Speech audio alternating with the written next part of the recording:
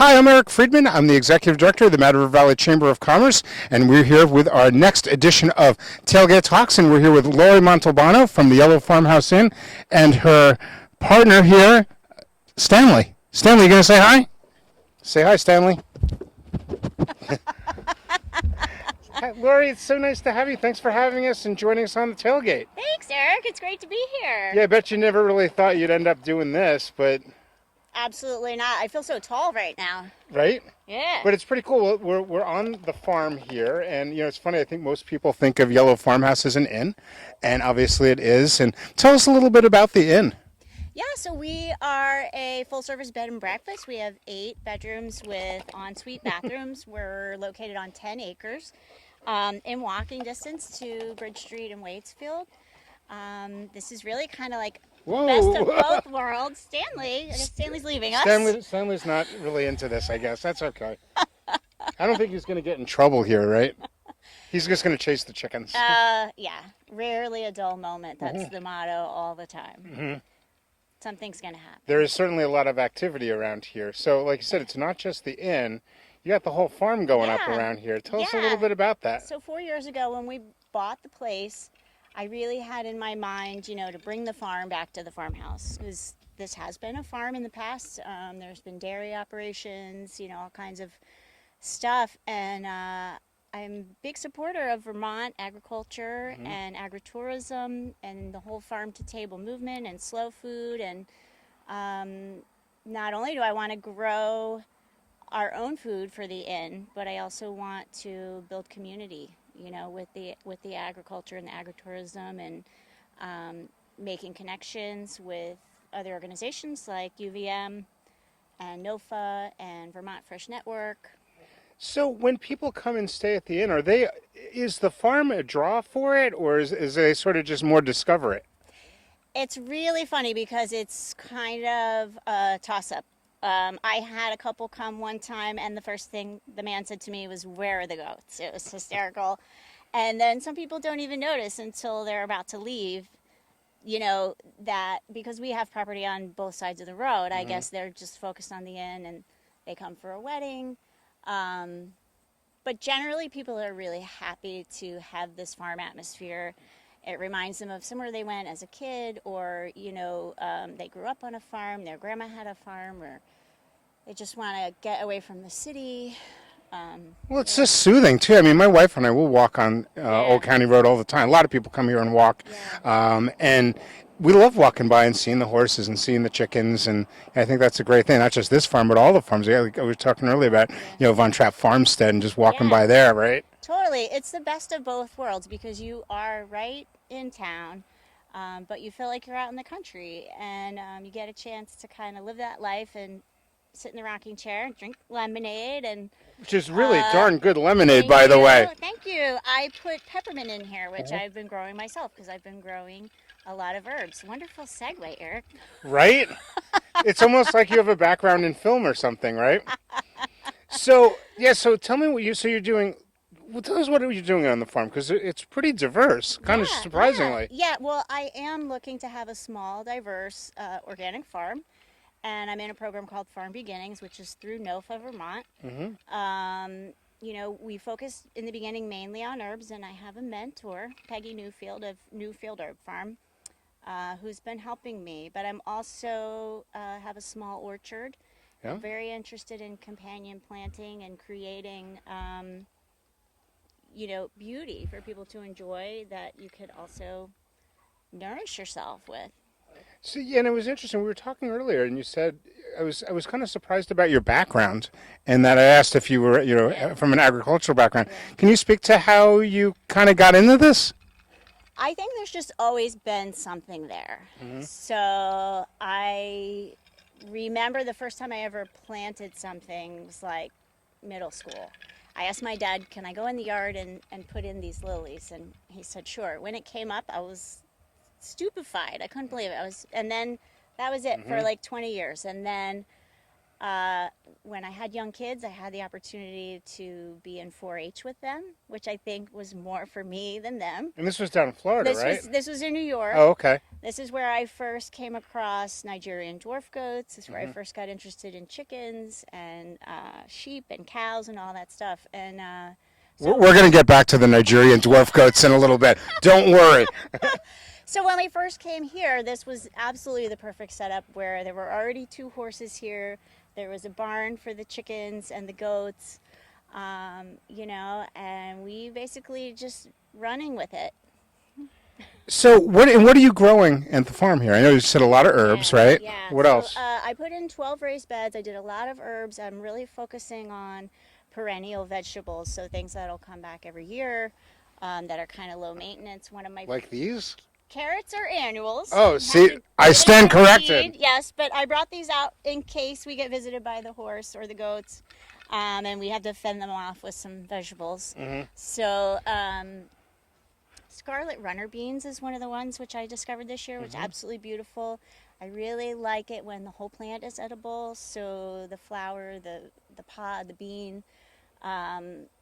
You know, I had some advice from someone last year in a garden design. So Julie Rabeau from Red Wagon Plants said you should do about 10% of your garden design experimental. Well, I did like 60% experimental, but I found out like I really love marshmallow. Do you know what marshmallow is?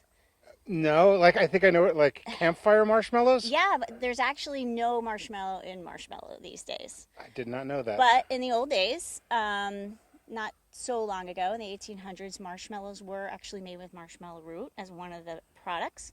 So And are they sweet?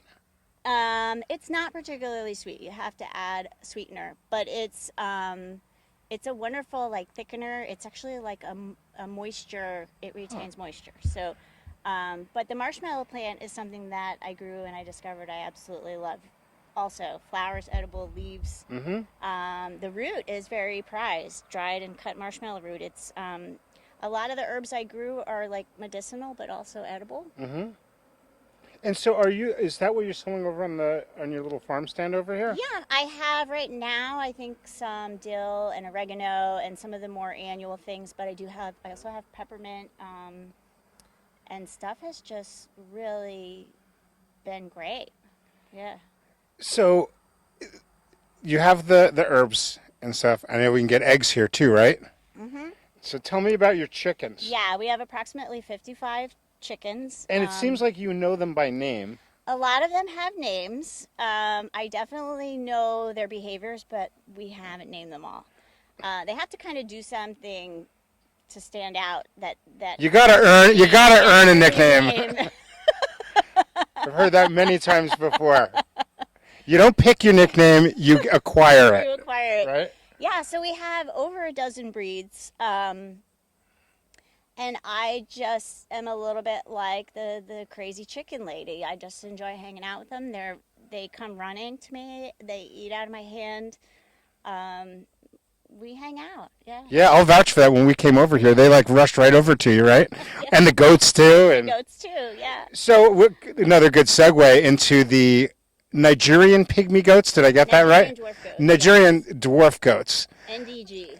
Okay, so tell me about that. They're wicked cute. Yeah, they are wicked cute. I first saw some at the Dutchess County Fair in New York, and just have wanted them. So they're 7 years old, and their names are Michael and Winky. And we have Winky's the brown one, the female, and Michael is the solo male. We used to have one named Dobby, and he passed away last year. They're super entertaining. You know, they were grandfathered into the farm because they don't really have a purpose other than being cute. We all don't have to have purposes. Well, kind of. I kind of do have to ask all my animals now, like, what is your purpose on the farm? Because a lot of mouths to feed, so. Yeah, I appreciate that. So what's Stanley's purpose? Looking cute. Yeah, there you go. So that is a purpose in and of itself. Yeah. Okay, so we have the goats, the Nigerian dwarf goats, NDGs. Yes. We've got a horse back there. Yes. And tell us about the horse. So Punch is amazing. He is an appendix quarter horse, which is a cross between a thoroughbred and a quarter horse. He's like a middle aged. He's about, in horse years, he's probably about my age. He's a lot of a lawn ornament, but we do ride him. Again, just very entertaining, good boy. He came on the farm as a companion to another horse that we no longer have. Okay. But he stayed, and he's kind of a lone wolf. We tried him with another horse, and he didn't really like it. Yeah. He likes the goats. Well, who doesn't, right? And, oh wait, we can't forget, you got bunnies too. Yeah, we have 4 extra large. I was told yesterday that they're New Zealand white rabbits with pink eyes, and that they're intended to be meat rabbits, but they're really not. How could you eat something that cute? You could not. I could just watch them all day. So cute. There is an overwhelming amount of cuteness here, right? Yeah, right? Cuteness overload. It's like...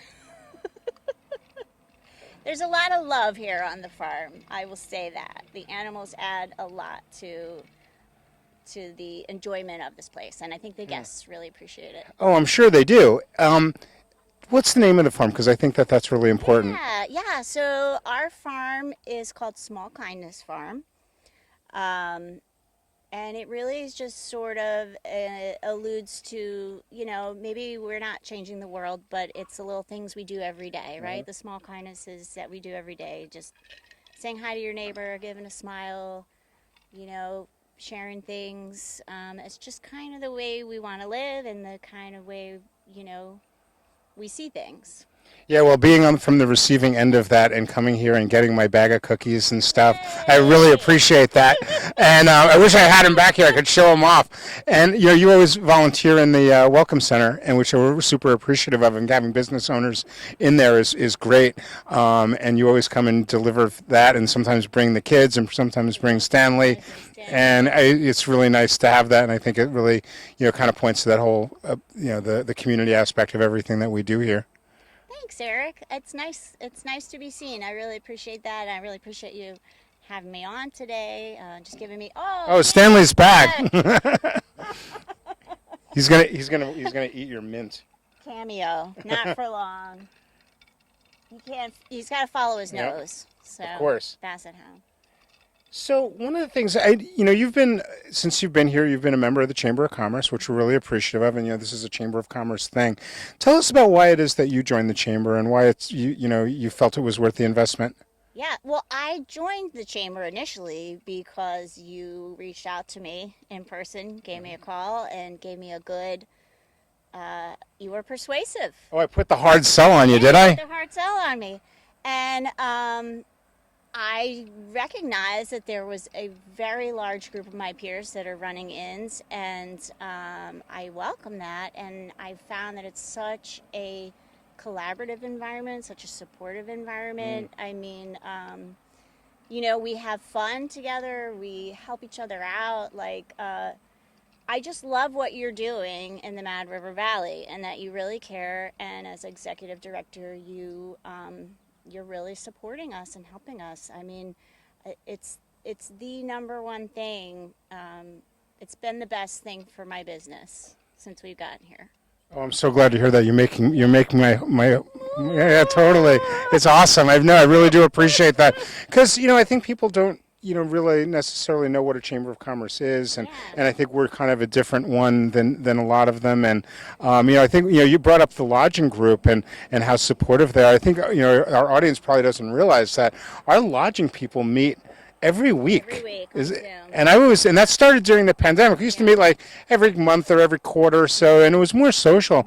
Can you tell people what the lodging group does and why you meet on a weekly basis? Yeah, absolutely. I mean, we go over what's currently happening in hospitality and lodging in the area. Who's going to be open, who's going to be closed, what events are happening. We've got people who are specifically focusing on what's going on in government and what are the bills that we need to be aware of, which I think is fantastic. And then we've got other people who are looking at Chamber of Commerce at the state level, right? Yeah. And trending, just what's going on in the bed and breakfast industry. A lot of people are doing research and they're not holding on to it, they're sharing it. And I find that so valuable. I think I get a lot more than I give, but I'm absolutely want to contribute to that group. I think you give a lot, and it's really impressive how collaborative and collegial that group is, and how you all help one another, and whether a washing machine goes down or we need ice, or even just a simple fact of, hey, I had on a busy foliage weekend that's coming up, is, hey, I have a cancellation, I have availability for one night on the Saturday. He's back. Yep. That there's availability, and we help each other out that way, and which is really important. Yeah, I mean, the way I see it is, if someone calls me and I don't have availability, I'm like their first entry into the valley, right? I want them to be here. They don't have to be with me. I want to send them to, one of my neighbors, one of the other innkeepers. Yeah, someone might be freaked out by a dwarf goat, right? Or a dog eating No, I don't horse poop. That is interesting. Oh, Stanley. Stanley, I'm going to get in so much trouble. You're getting your teeth brushed out in a few minutes by Daddy. Yeah. He's lucky he's so cute. He is. He is. That is so funny. You're lucky I'm in the middle of an interview right now, because... Classic. I wish I could pan over to him, but we'll get another shot of that. Yeah. Just picture it. Absolutely. So is there anything else you want to tell about the farm or the inn that maybe people didn't know about? Yeah, I mean, we see ourselves as community builders, and I'm constantly thinking of ways to be involved in the community and to, push out to the community, I guess, the visitors that we have, and, and to be a good neighbor. So we have a lot of plans. We have a lot of things that we're hoping to do, and that includes growing the farm, not necessarily growing the inn. I think what we've got is really a sweet and wonderful thing. But we take in a lot of neighborhood family members. People call us up. So and I think that's really special. And it's people come visiting family and people they need a come place to stay? visit, like my neighbors, and then they'll stay here, and then I get to know them. Or like last year in the big flooding. When everything was wiped out in Montpelier, we ended up meeting people that we're now great friends with, and the family, and they come and stay with us. And so it's like, we are there for whatever the need is. We hosted a family who had been unfortunately touched by a house fire. So we're here for all of that stuff. We're not just here for the tourists. Yeah, which we love. Yeah. Who we love. Yeah, I tell you, one of the things as I'm doing these interviews, and the word that keeps coming up invariably is community. And it's so awesome that our business owners and just people around the valley just really have an appreciation for that. Yeah, I mean, I think that it's so awesome to see people really love being here. They love living here, they love being here, and we love sharing that. So...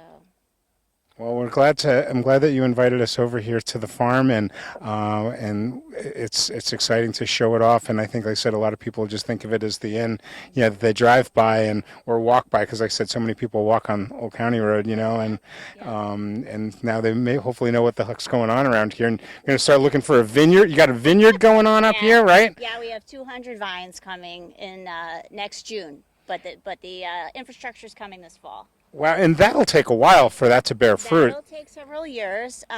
Table grapes are quicker than wine grapes. We may do a combination of both, but we're working with a wonderful group called VT Vineyards. They're going to help us install. And you've got a treehouse that Yestermar is putting in. Yep. Tell us about that a little bit. Yestermar, this is the second project Yestermar has helped us with. I have to shout out. They're incredible, right? Yeah, they are so great. I actually took a course there this year in landscape design fundamentals, which was life-changing. But yeah, the Art of Stone class was taught here last year with Thea Alvin, and they built a dry stack stone wall with a huge arch. It's beautiful. Yeah, and now we're capping off a sustainable tree house build, which took place in August and is getting finished right now. And it's. I say it's for the kids, but who are we really kidding? You know. We're all kids, right? Who doesn't love a treehouse? Yeah. No, it's really amazing. The place is so beautiful, and it's great to get an opportunity to check it out again. And we'll have to get you out on the tailgate again real soon. Maybe we'll get Monty here. That sounds terrific. Yeah, come by anytime, Eric. You know, the door's always open. Well, I appreciate it so much. Thanks so much for joining me. Thank you.